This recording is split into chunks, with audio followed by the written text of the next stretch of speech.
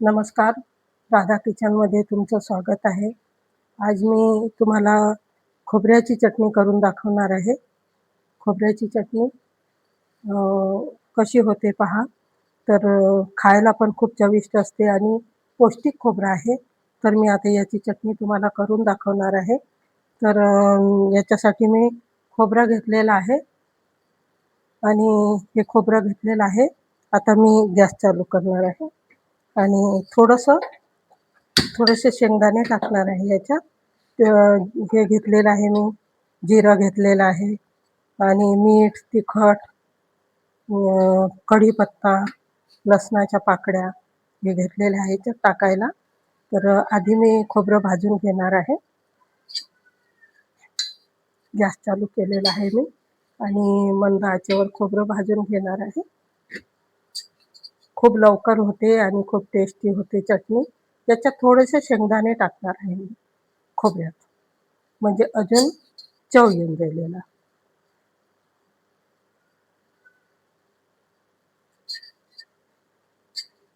थोडं लालसर होऊ द्यायचं, नंतर काढून घ्यायचं. आणि हे दाणे मी आहे ना भाजून ठेवलेले आहे. तर हे भाजलेले दाणे मी टाकणार आहे त्याच्यात.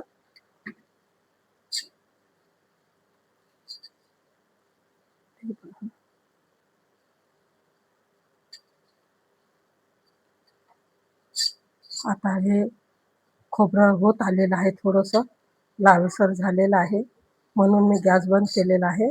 कारण हे आपले जे भांडं आहे, कढई, हे तापलेली आहे. तर त्या कढईमध्ये हे राहिलेलं खोबरं होऊ शकते. तर हे मी याच्यात भाजून घेते. हे पहा, छान झालेलं आहे खोबरं. आता याच्यात मी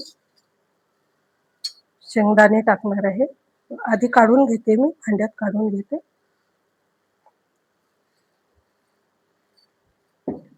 हे पहा, हे खोबरं काढून घेते मी. खोबऱ्याची चटणी, खोबऱ्याचे किस केलेलं आहे आणि किस म्हणजे दुकानातून विकत नाही आणलेलं आहे.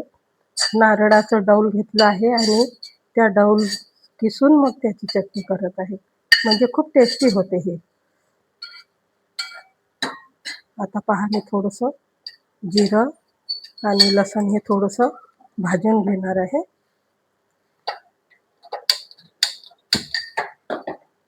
थोडं तेल टाकत आहे मी, एकदम थोडं टाकायचं याच्यासाठी, जास्त नाही टाकायचं. बस, खूप कमी तेल टाकायचं आणि 1 चमचा जिरं घेणार आहे याच्यासाठी. जिरं आणि लसणाच्या पाकळ्या, 4-5 लसणाच्या पाकळ्या घेणार आहे आणि कढीपत्ता घेत आहे. कढीपत्ता चांगला तडतड होऊ द्यायचा, खरपूस होऊ द्यायचा. नंतर मग याच्यात टाकायचं, थोडं होऊ द्यायचं.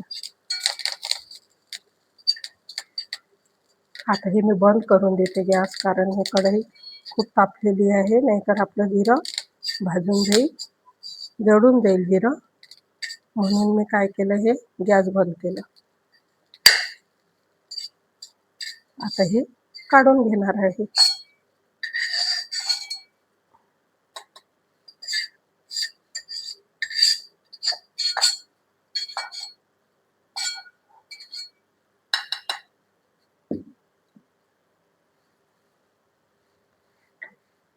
आता हे मिक्सरमध्ये मी काढून घेणार आहे.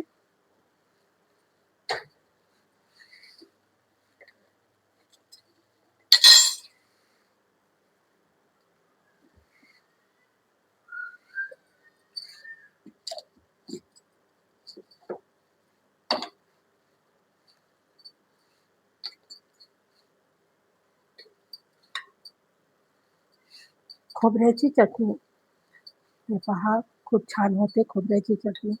जेवणात चटणीला खूप मान आहे. लोणचं, चटणी हे जर आपल्या ताटात जेवणात नसलं तर ताटाला शोभा येत नाही. जेवणाला पण शोभा येत नाही आणि ताटाला पण शोभा येत नाही. म्हणून चटण्या म्हणजे आपल्या महाराष्ट्रीयन जेवणात चटणीला खूप मान आहे.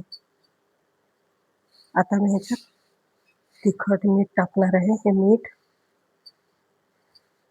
आणि तिखट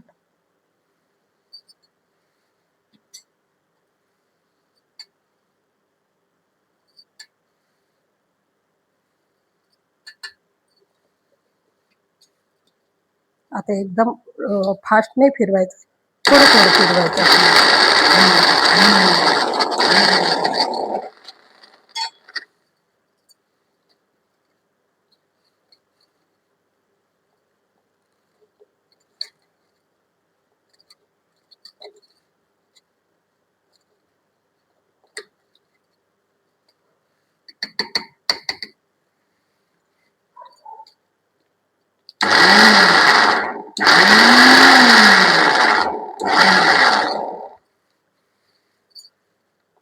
पहा, चटणी झालेली आहे आपली.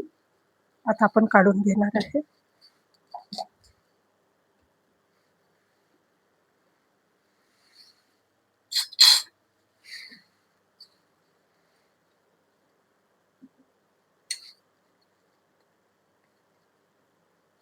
खूप छान झालेली आहे खोबऱ्याची चटणी. पहा, हे खोबऱ्याची चटणी आहे. खोबरं पीस, सुक्या खोबऱ्याची चटणी आहे. ओल्या खोबऱ्याची पण तुम्हाला मी करून दाखवणार आहे. आता सध्या सुक्या खोबऱ्याची चटणीच आपण संपवून घेऊ, नंतर मग आपण ओल्या खोबऱ्याची बनवू. हे पहा, खूप छान झालेली आहे.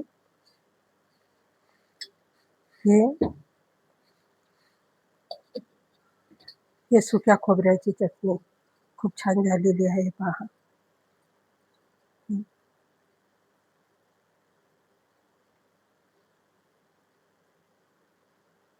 खूप छान झाली चटणी.